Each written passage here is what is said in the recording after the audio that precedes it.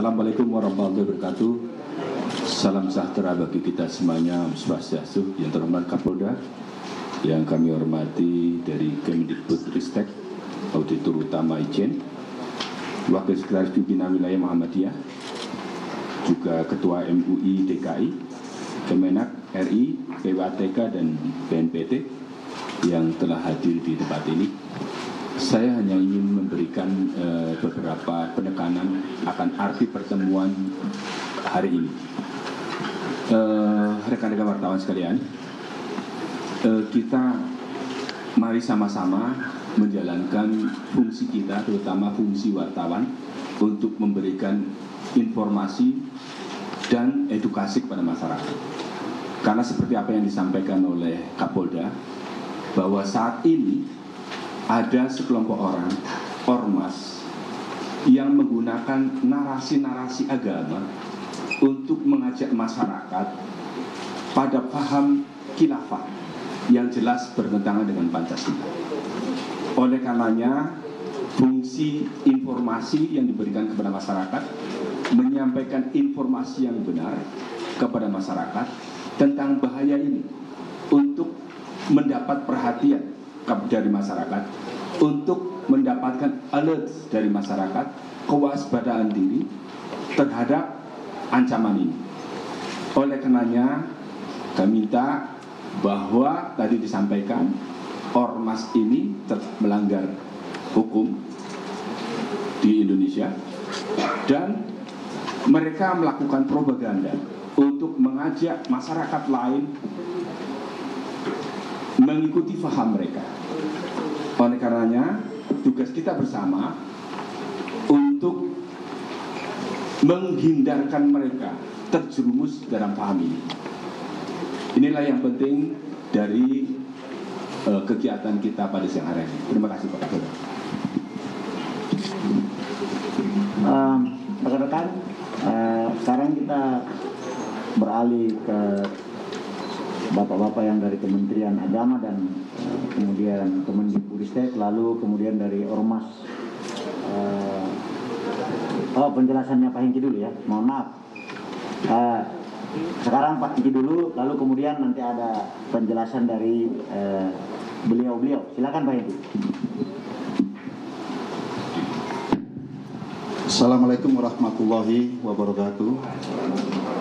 Salam sejahtera buat kita semua. Yang terhormat Bapak Pangdam Jaya, yang kami hormati Bapak Kapolda Metro Jaya, serta hadirin sekalian yang kami hormati dan kami muliakan. Pada kesempatan ini kami akan memaparkan secara singkat dan bersifat umum terhadap hasil penyelidikan dan penyidikan kami.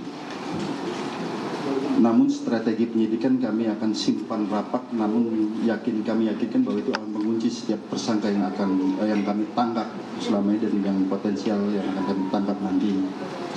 Dan kemudian kami perlu sampaikan bahwa dalam kegiatan kami selalu di backup oleh TNI, baik di wilayah DKI ataupun Jabodetabek maupun pada saat di Lampung. Kami selalu bersama-sama dengan TNI, Forkompimda dan juga ulama. Artinya memang ini sudah menjadi keresahan secara umum. Kami pernah menyampaikan bahwa kasus ini dimulai dengan adanya keresahan daripada masyarakat, yaitu adanya konvoi yang terjadi pada tanggal 29 yang lalu. Dan kemudian kami adakan penyelidikan, namun kami perlu tekankan di sini bahwa kami tidak fokus pada konvoinya.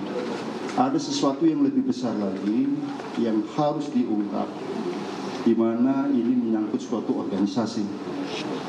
Dalam penyelidikan kami, akhirnya kami temukan adanya perbuatan melawan hukum, adanya pidana, tidak hanya sebagai person, tetapi dalam suatu organisasi. Nah, di sini kami temukan bahwa organisasi Khilafatul Muslimin ini memiliki badan hukum yayasan. Dalam Undang-Undang Ormas, yayasan merupakan bagian daripada ormas, Undang-Undang Ormas itu sendiri, yaitu yang pertama perkumpulan, yang kedua yayasan. Dan ternyata yayasan ini juga memiliki kaitan dengan kantor pusat yang ada di Lampung. Oleh karenanya, kami terkonstruksikan pasal terkait dengan Undang-Undang Ormas, yaitu suatu organisasi masyarakat yang menganut, mengembangkan paham yang bertentangan dengan Pancasila. Dan juga kami konstruksikan pasal 1 Undang-Undang Nomor 1 Tahun 46, yaitu terkait penyampaian berita bohong yang bisa menimbulkan keonaran. Dan dalam prakteknya bukan hanya masyarakat umum, termasuk umat muslim sendiri. Nanti akan kami jelaskan. Kemudian dari konstruksi yang kami buat ini, kami sudah menetapkan beberapa tersangka.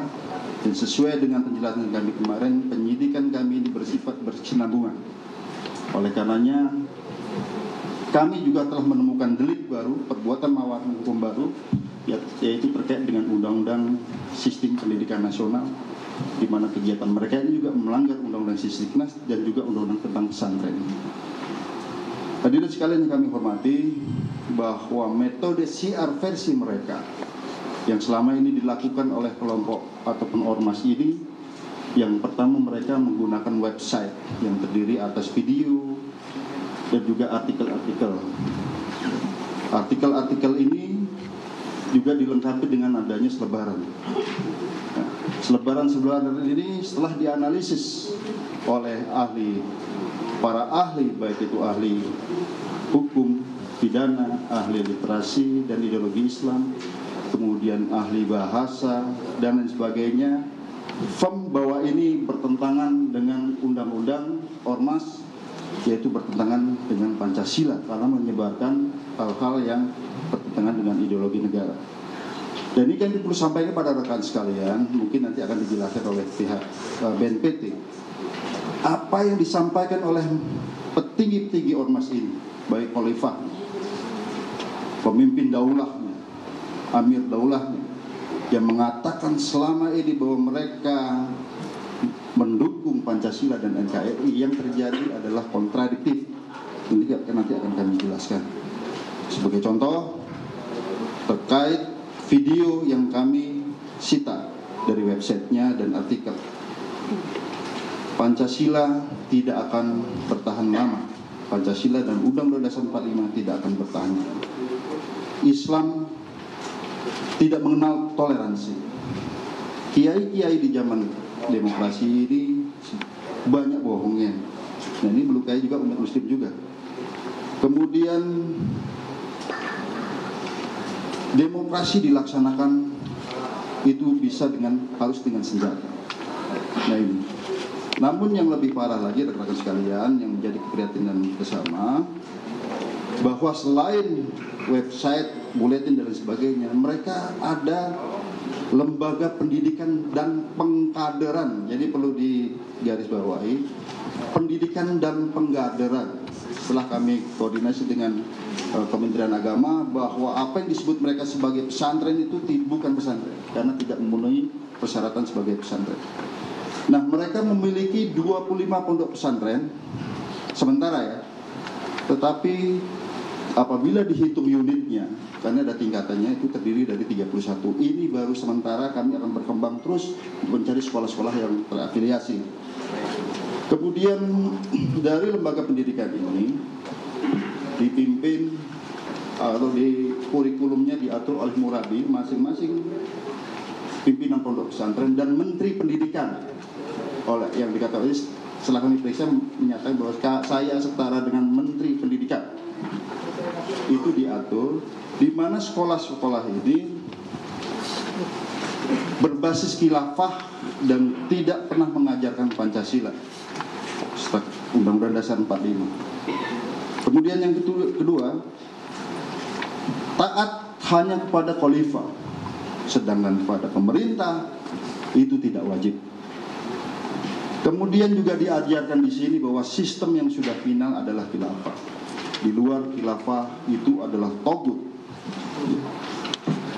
Kemudian atau setan, iblis. Kemudian semua lembaga pendidikannya itu tidak mengacu terhadap perundang-undangan nasional. Apakah itu Undang-Undang Sisdiknas, Sistem Pendidikan Nasional, maupun Undang-Undang Pesantren, di mana dalam undang-undang tersebut mewajibkan berasaskan Pancasila dan Undang-Undang Dasar 45. Kemudian mereka memiliki sekolah dimulai dari SD SD 2 tahun, 3 tahun, SMP 2 tahun, SMA 2 tahun, dan 2 universitas, satu ada di Bekasi, satu ada di NTB, di mana setelah menjalani pendidikan selama 2 tahun di universitas mendapatkan gelar SKHI, Sarjana Kekhalifahan Islam. Nah, ini menjadi perhatian bersama.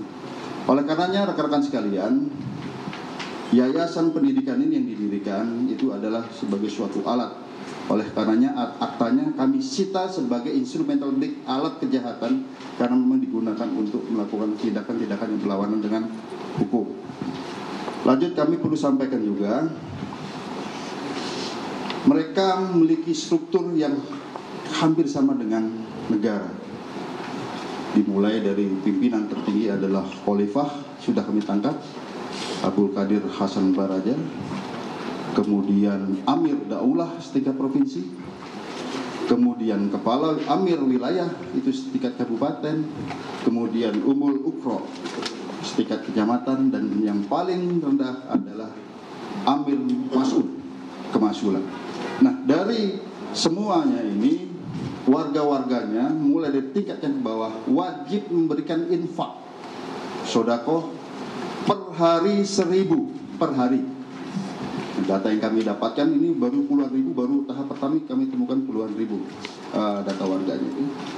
Kemudian tidak menutup kemungkinan akan ada dana-dana yang dari luar. Ini masih tahap penyelidikan dan sejak awal kami sudah berkoordinasi dengan PPAPK di sebelah kami. Kemudian juga kami perlu sampaikan bahwa